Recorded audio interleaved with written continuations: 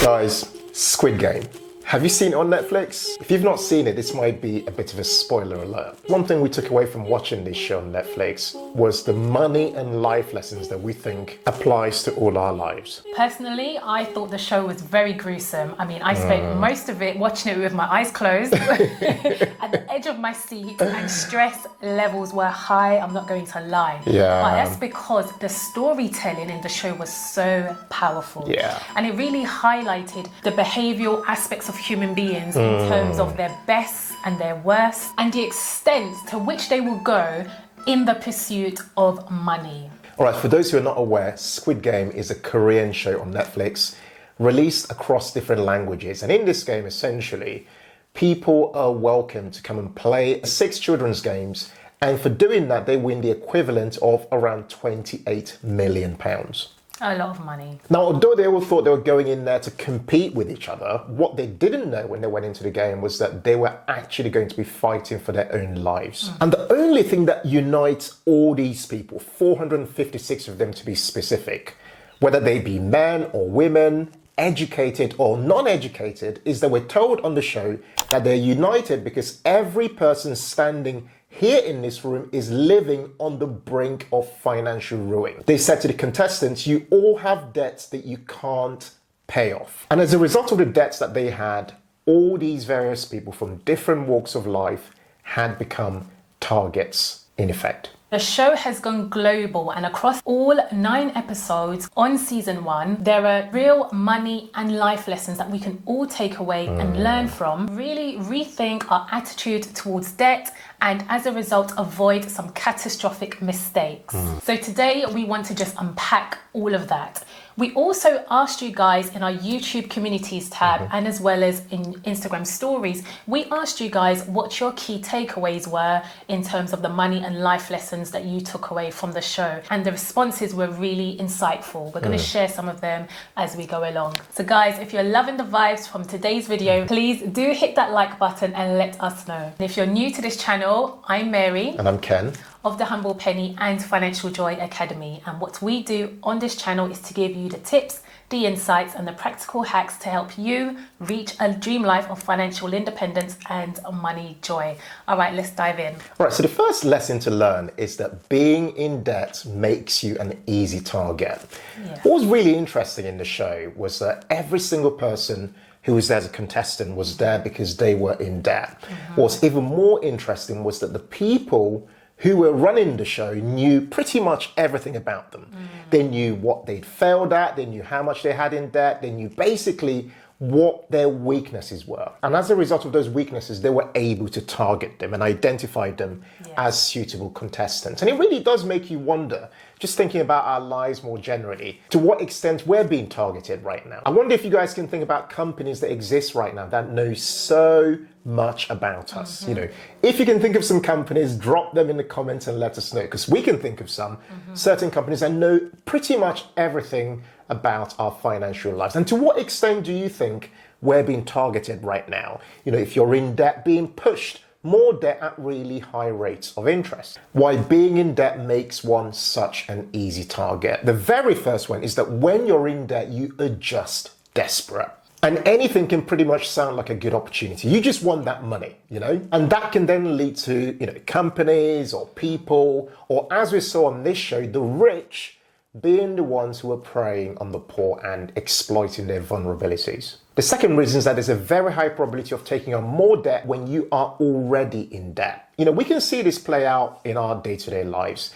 Think about credit cards, for example. Credit card companies typically start with exposing you to a small amount of debt. They might say to you that your limit is £5,000, for example.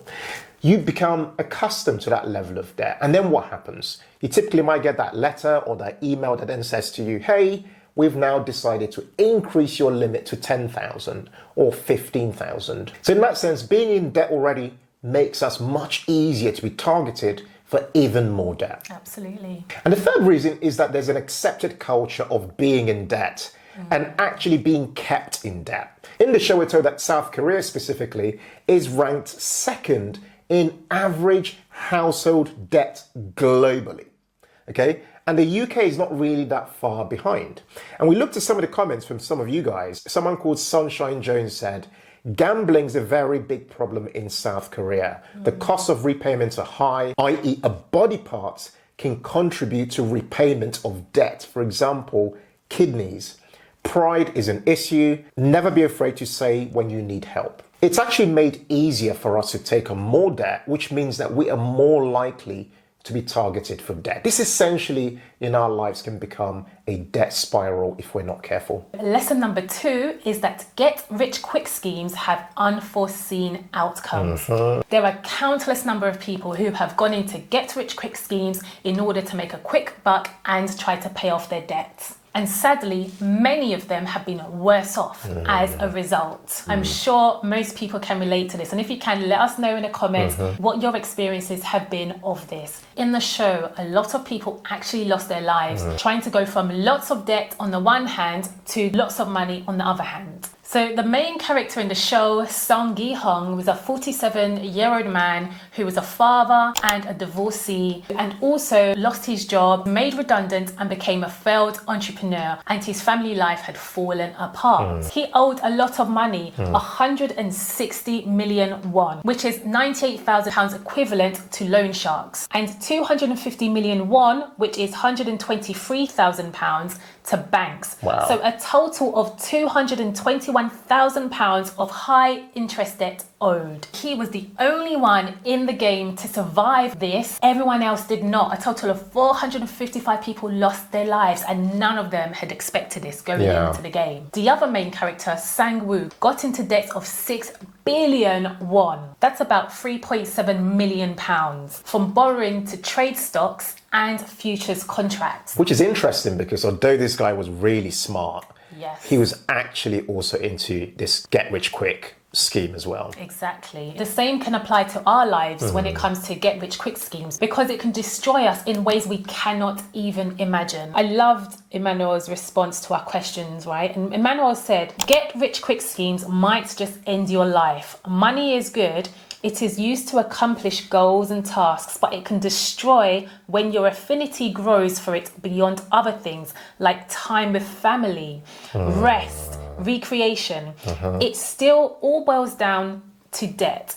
But more important is a person's love and affinity or addiction towards money and making more money. It's important to often take a self-evaluation and decide if you're having money or if money is having you. Interesting. Wow. The lesson is also the love and affinity to get money no matter the cost. Wow. Okay, so the next lesson to learn is never borrow what you cannot afford to pay back. And we had a really fantastic comment that spoke to this from Dave Engage. He said, don't get into severe consumer debt. Also, never borrow that which you cannot afford to pay back. If you think about it, this was the core reason why all these competitors were chosen to compete. It was purely because they'd borrowed so much that they could never ever pay it back, which then makes you really start to think, like, how is it that we are able to borrow so much money that we actually cannot pay it back? Like, what makes us do that in our lives? But there's a much more subtle reason tied to this, which is around the whole concept of living within your means, actually spending below what you earn. And tied to this is the really important principle around delayed gratification. We all want things right now. We don't want to wait. You know, you see something you want it today. Buy now, pay later, anyone? Exactly. Yeah. And this is one of our core issues with this whole culture of buy now, pay later. Absolutely. And it's growing as an industry. It's not shrinking at all. All these companies are popping up as we speak. And the thing with buy now and pay later is that it often starts small. Yeah. It starts small and it becomes very casual. And that's, again, is because that trust is being created and you're being weaned into getting used to using this form of casual debt. Now, we did some research into buy now, pay later, and there was a recent piece by Citizens Advice, which I'm going to put up a screenshot on the screen for you guys to read, okay? It really tells a pretty dire story of the current situation, particularly here in the UK. You can see up on the screen that it says that 14 million people have used buy now, pay later in the last 12 months. alone. And the reasons for using it include, listen to this, to spread payments, to delay payments, because it's easy to use and not being able to afford the item otherwise. So people are using it because they can't afford the thing. So they go, well, actually, buy now, pay later is there. So I'll take it now and I'll think about and worry about it later on. Yeah.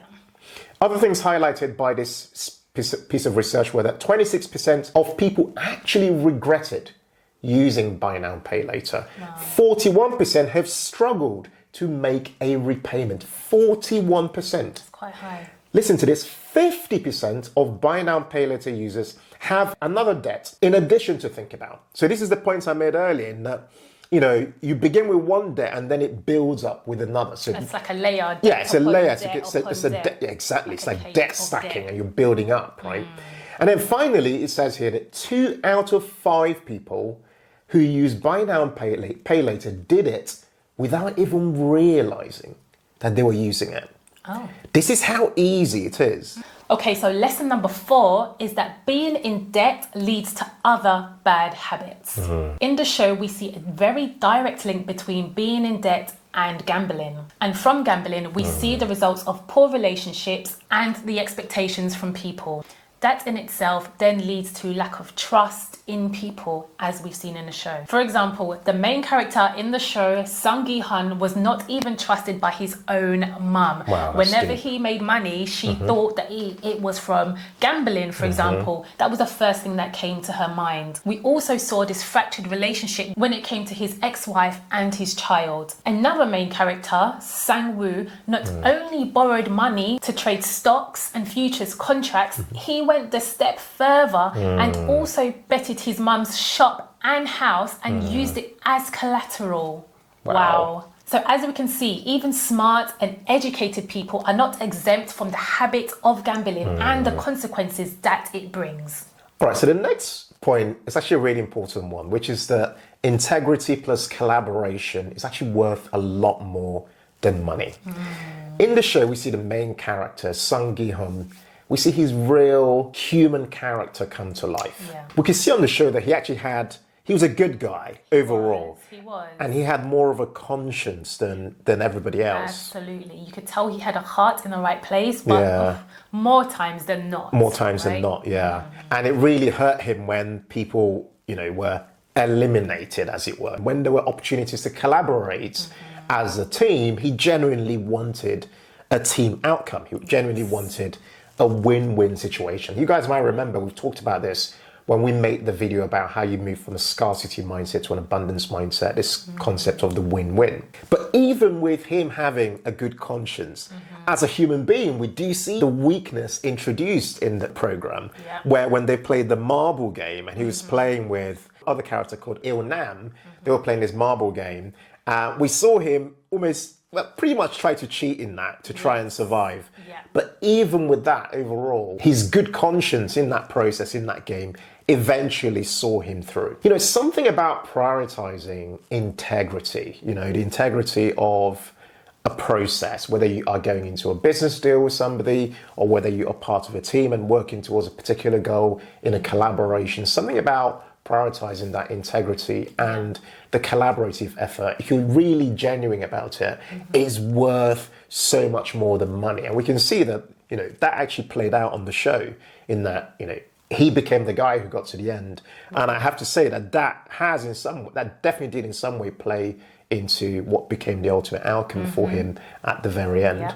Just want to shout out Fear Danny on Instagram, who actually suggested this very point when we asked you guys. We're going to put up her post. This particular quality of seeking integrity plus collaborations is something that we should all really aspire to try and achieve in our lives in different ways. Lesson number 6 is that life happens. Poor money decisions can really be down to bad circumstances. Not everyone sets out to deliberately make bad money decisions. Sometimes it's just that misfortune happens in some people's lives and it really sets them back. The lesson to learn here is that we should always be on the lookout for other people and also check in on them. It's okay to seek help in such circumstances. Yeah, and that help could come from you seeking help from people, or seeking help from organizations like charities. There are many debt charities out there that are, doing really good work to help people get out of debt and manage, the shame and the pain related to that process. Exactly. We'll link some really good charities in the link below, guys, for you to check it out. Yeah. If you or anyone else you know is in a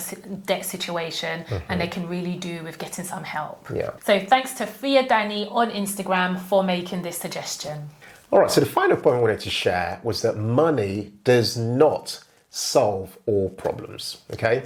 So the main character in the show, Seong Gi-hun, was in a kind of catch-22 situation in his life, okay? Because he didn't have any money, he was in crippling amounts of debt and being chased by, debt collectors. And in addition to that, he found out that his mum was very sick. So he had he felt he needed to get out there and chase that paper. And of course, he sets out and goes out there and basically risks everything. But even after doing all that, even after winning all that money, he'd pretty much lost the things that were most important. His mum very unfortunately passes away. That was so sad. Yeah, very sad.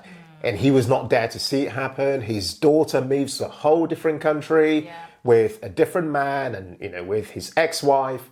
And on top of that, even with all that money, he ends up completely depressed. Totally. And essentially loses the meaning of life. To the point where he doesn't even want to touch the money that he literally sweated blood and tears for. He did not want to touch any of the money he had won. And this really reminds us that there's this massive misconception out there that when we make the money, then we will start doing certain things. For example, we'll start spending quality time with our family members. When we make the money, we'll start eating good quality food that goes into our body to look after us. When we make the money, we'll then start to have fun and really enjoy ourselves. But the truth is, life really does not work that way. The actual joy in having all that money was completely gone because the most important things in his life had been basically taken away, essentially. Right. And that kind of reminds me of that verse, what would you gain if you benefited the whole world, but in that process lost your soul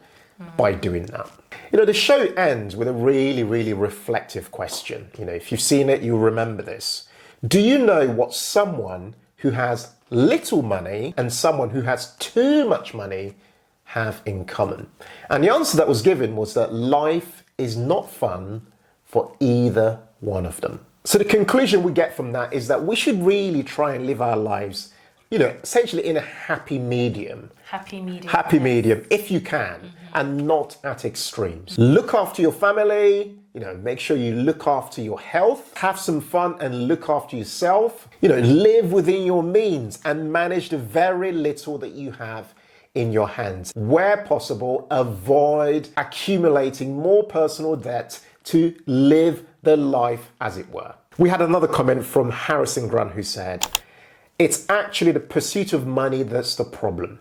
You can work silly hours, risk your life or health in order to gain more margin. And then he says the most important is your family. Well, thank you guys so much for posting your comments. It makes a huge amount of difference to Mary and I, just to know that we're able to collaborate with you guys. Absolutely. And I, for one, definitely enjoyed reading your reflections. It was really, really insightful stuff. So thank you so much for that. Yeah. Now, guys, if you watch this video to the end, don't forget to like this video and share this video with one more person who you think would like to watch it. Don't forget as well to subscribe to our channel to get more videos like the one you've just watched. We create 2 videos a week and we'll publish them on a Tuesday as well as on a Thursday. We'd love to hear from you guys in the comments actually. Which of those money and life lessons that we shared spoke to you the most? Jump in the comments and let us know. And if you've got other life lessons that we haven't covered on this video